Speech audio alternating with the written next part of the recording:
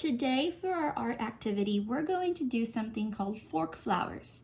And to make fork flowers, you're gonna need just a couple of materials. So your first material you're gonna need is a blank sheet of white paper.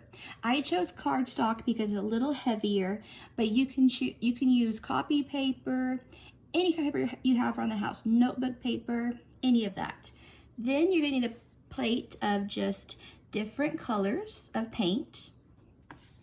Then you're going to need a fork. I chose a plastic fork so I can just throw it away when I'm finished. And then I chose to take two colored markers, a green and a yellow. The yellow is going to be for my son, and the green is going to be for the stem and the petals of my flowers.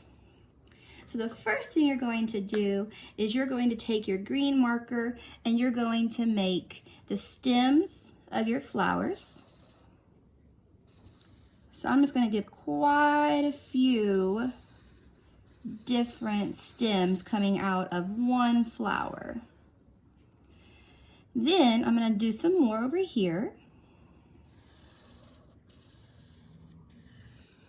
I want to give a lot of different stems because I want to be able to have more area to paint. And the more stems I create, the more I can do to paint.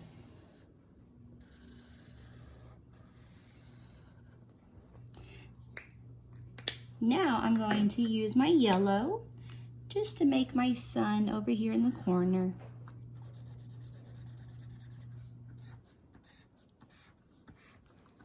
Just a simple little sun to brighten my picture.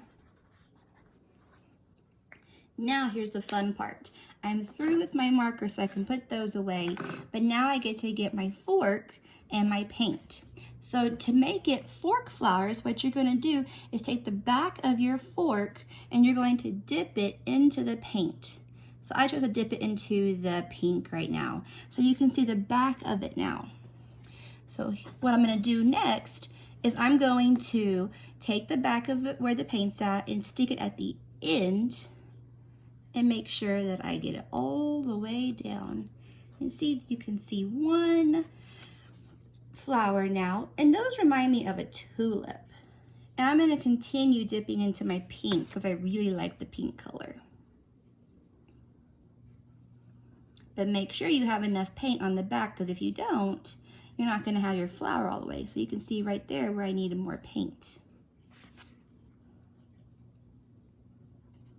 So I'm going to make sure that I'm getting a lot of paint on the back of it. I'm going to choose to do another one right here. There's a couple of reasons why I chose today to choose to do fork flowers. One, because Mother's Day is coming up, so this would be a great, easy Mother's Day activity to do. And two, one of my favorite things is flowers. Let's see, I kind of mixed my purple and pink together. My purple paint's being kind of funky. And let's see how it turns out. Oh, it's cool, it's a mixture.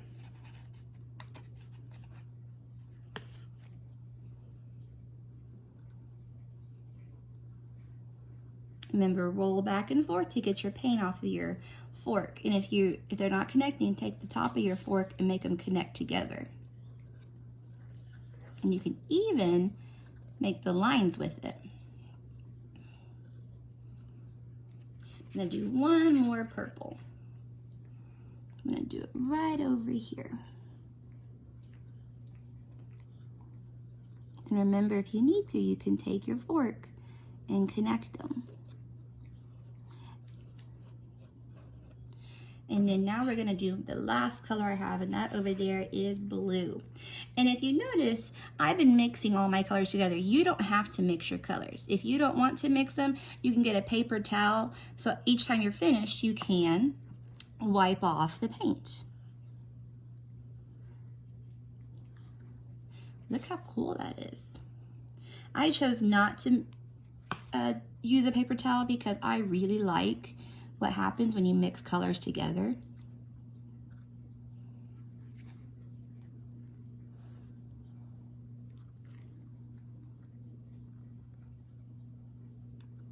Oops, see, it didn't connect, so I'm gonna take my fork and connect the paint together. And then I have one last one to do.